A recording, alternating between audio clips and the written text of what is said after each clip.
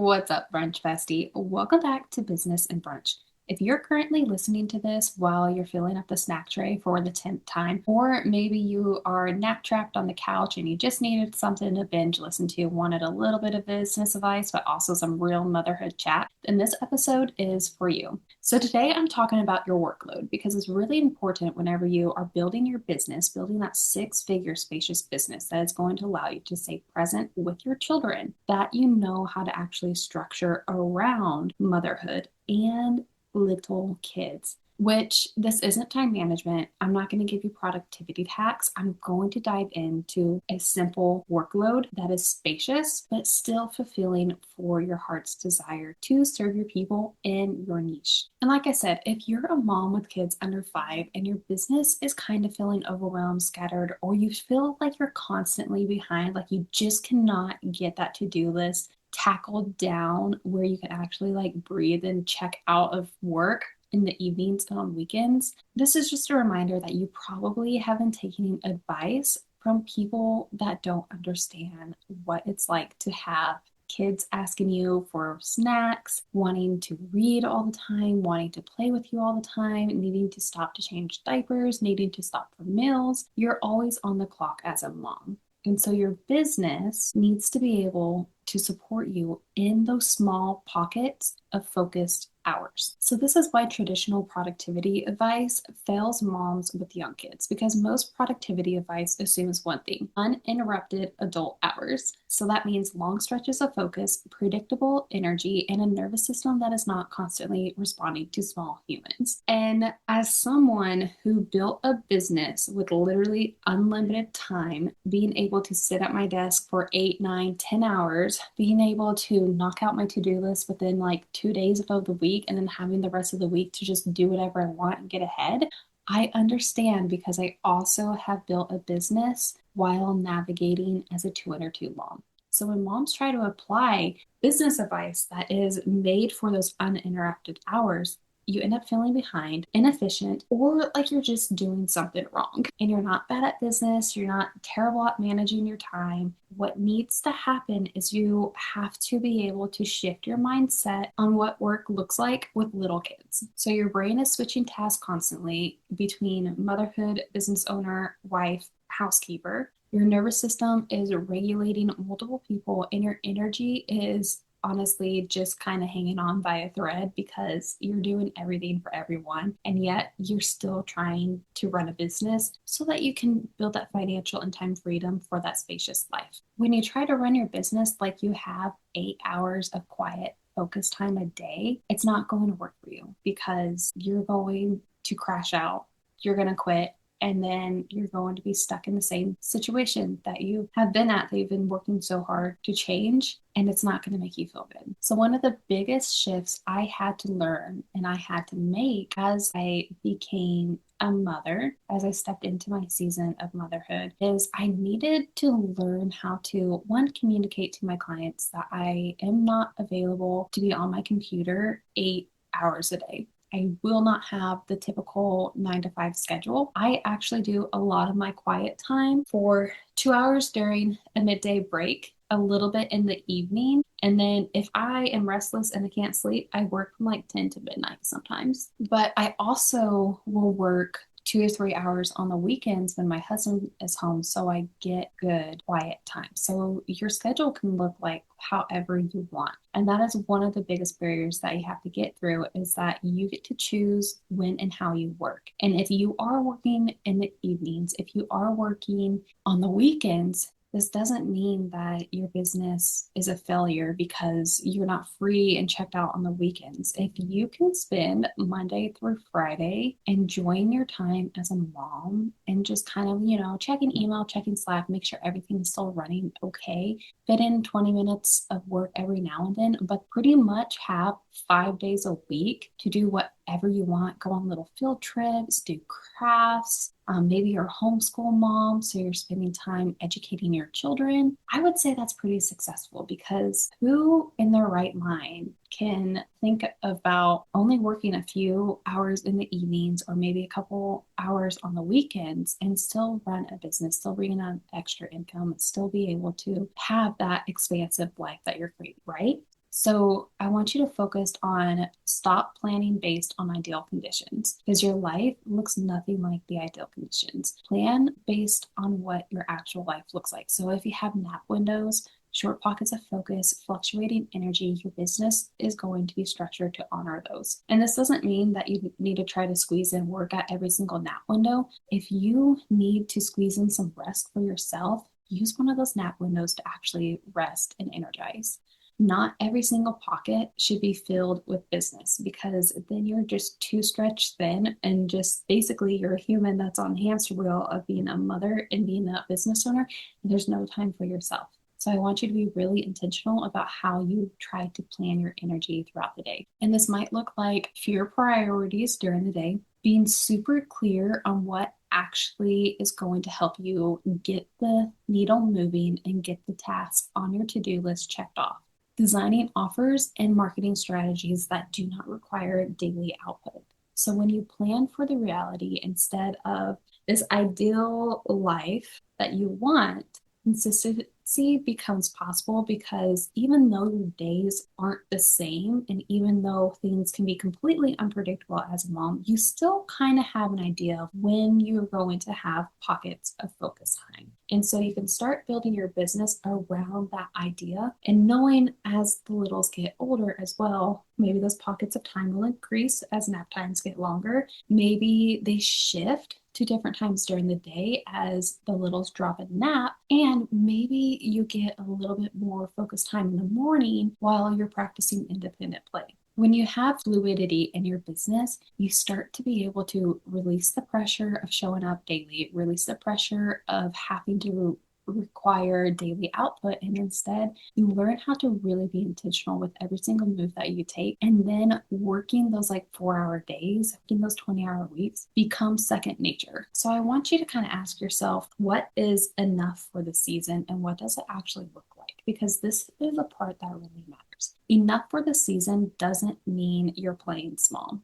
Okay, you're not being lazy of like doing less. You're maybe your business is not in a place that it can truly handle those 10K cash months. Maybe you want to scale, but in your season of life, maybe right now, just consistency and sustainability is what you actually need. And instead of trying to chase the bigger goals that the online space is trying to push on you to say that you always need to grow bigger, you always need to do more, maybe right now, building that spacious, sustainable business is what you need so that way you can hold it. So enough might look like one primary offer instead of 3 signature offers, one main platform instead of trying to be everywhere, focusing on sales and relationships instead of constant content creation. Enough means your business supports your capacity instead of competing with it. So the season is not about doing less forever. It's about doing what makes sense right now and building the systems and strategies inside of your business that is going to allow you to expand later. Right now, you're focusing on the long-term strategies that will, yes,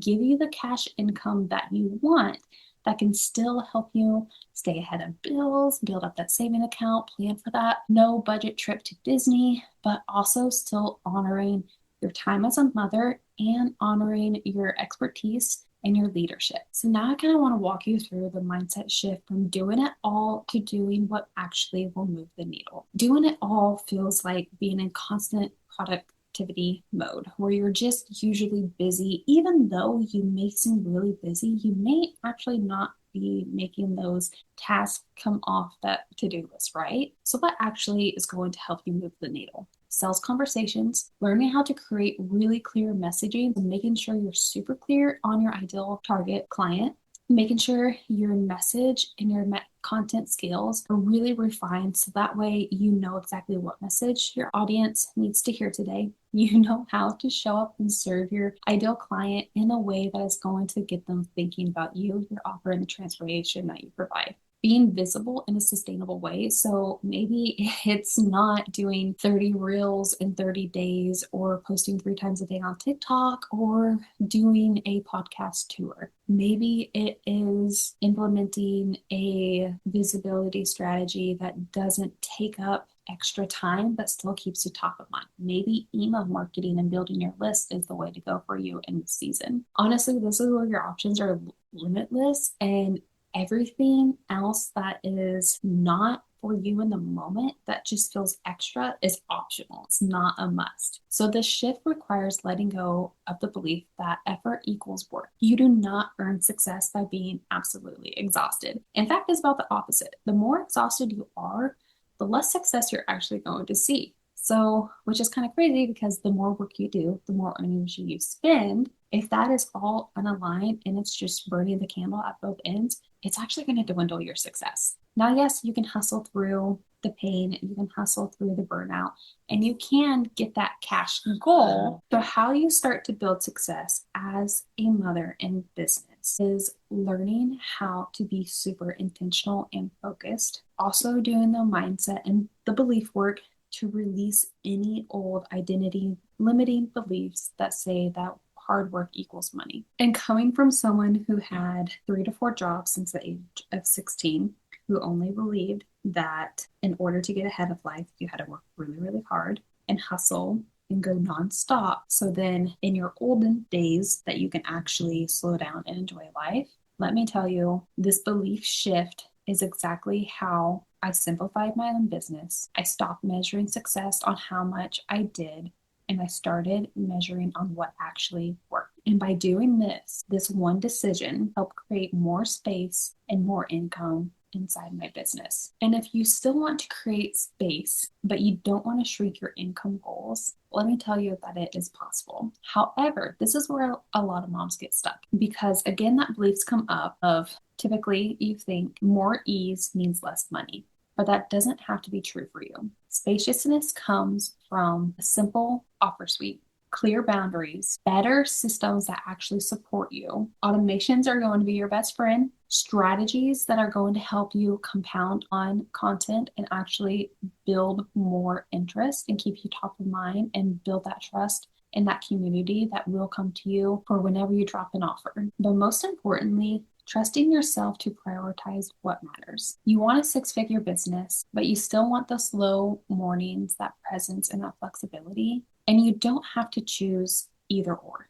Those two desires don't have to conflict. When your workload becomes an expansion of your expertise, an expansion of the work that you do, your nervous system starts to settle in. And when your nervous system starts to settle in, you start making better decisions because better intentional decisions lead to better results. They lead to that spaciousness that you're working towards. Now, this may take some trial and error. This may take some fails. If you are new around here, then you must know that I see every single failure as a learning opportunity. I truly do not believe that you can fail at something. It is just an opportunity for you to learn what didn't work and what is going to better serve you. So once your workload feels supportive instead of suffocating, something interesting happens, right? The chaos survival mode driven version of yourself starts to feel unnecessary. You completely start to feel detached from that identity. And that's where the identity work starts to really come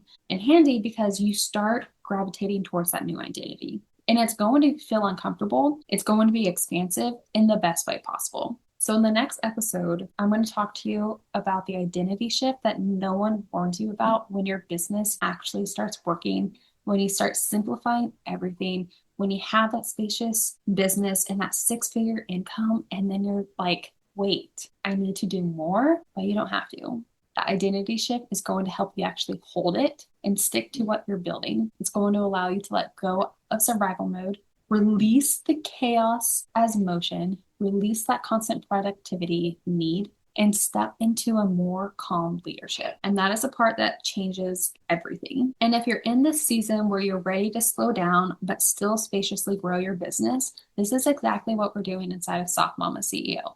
There is zero pressure to hustle. There is zero pressure to constantly grow. What I help you focus on is being able to build a business that grows with you throughout every single of life. It's going to make you feel a little uncomfortable, yes, but it's going to expand you in the best way possible. So if you want to figure out if Soft Mama CEO is your next move, DM me on Instagram at Alicia Croce or check out the sales page in the link in the show notes. And if this episode gave you the permission to soften, simplify, and just breathe a little deeper today, take this as a sign that you're ready to build this kind of business. Your business gets to grow with you, but not at the expense of being able to see all those precious little moments as a mother. So make sure you tune in next week on Business and Brunch, where we're going to go deeper into identity, success, and what happens when things start to actually work without the constant pressure driven to do more. Until then, refill your coffee, splurge on some brunch, and trust your capacity. And remember that this season matters too. I'll see you next week on Business and Brunch.